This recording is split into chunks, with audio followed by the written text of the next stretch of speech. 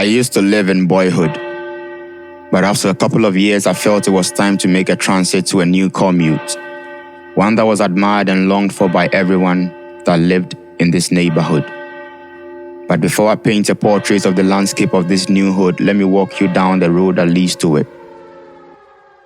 It looked quite short, but all who knew it knew that it was longer when it's viewed from a hole so deep. Don't get it twisted, cause it isn't, but it did have bends and curves on its axis. I always believed the lie was true, that he who is born on the hilltop doesn't struggle to grow tall, but I was wrong. I thought the mountain would present a better option, but it didn't.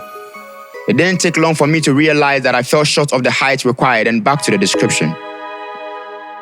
Like I said, it looked quite short, but it felt longer than your previous relationship. Don't take it personal.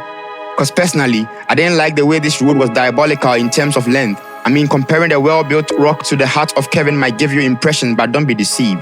Cause this manhood, it told the truest lie ever heard. A view from afar might make you think it's all nice, neat and sweet, but a closer look would reveal your wildest dreams. And it mostly has stretch marks stretching all over its plane. From the start of the terrain to the end, none of these marks bear a symbol of hope.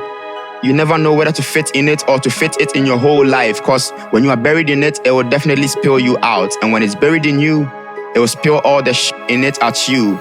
So you never know where to position yourself to overcome the frustrations of this manhood. And I must admit, it's really f***ing me up, because from afar, I anticipated the pleasure and pride that comes along with possessing it. But now, I wish I could disown it, because I'm being dragged by the weight of this manhood. The bumps and holes always keep me stumbling over, struggling to maintain my balance. Regardless, I still try. I try to gather my balls to face it, but no matter how many balls I gather, it still doesn't qualify me to step on the pitch. And even if my balls make me feel like I'm part of the game, I always feel left back. So no matter how well I play, I never seem to be in the best position to score my goals. For I felt this manhood was all about scoring goals, but I never knew. I never knew it was this tough. I never knew that being a boy was just a tip off. This iceberg is too cold, I want to go back to my desert. I couldn't respond to the responsibilities well enough. Dread, fears, sweat, and tears that are forbidden to shed. I thought learning from the old could help me conquer the fears of it. But just like roaming through the cardinals of the Vatican City doesn't make you a pope, experience doesn't necessarily elevate you beyond the scope of challenges. These challenges keep pushing me down. I'm falling off the edge of the world. I need some 4Gs to hold me back. I need some company, cause traveling in this bus alone I feel merciless. No wonder when I trip, they call me John. I'm a sinner, but the world acts as if they can't see the dark shadows I cast on the ground when their stars war with me. I'm tired. I'm tired of losing. It seems the only victory I'd ever be honored for is being the breadwinner.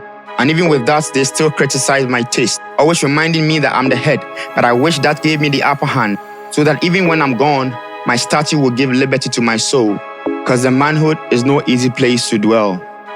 The manhood is no possession of boys. And I just wish these women would understand it this way and help us survive the burdens rather than point out our flaws and insecurities. Manhood isn't gameplay. It is a life without cameras and action.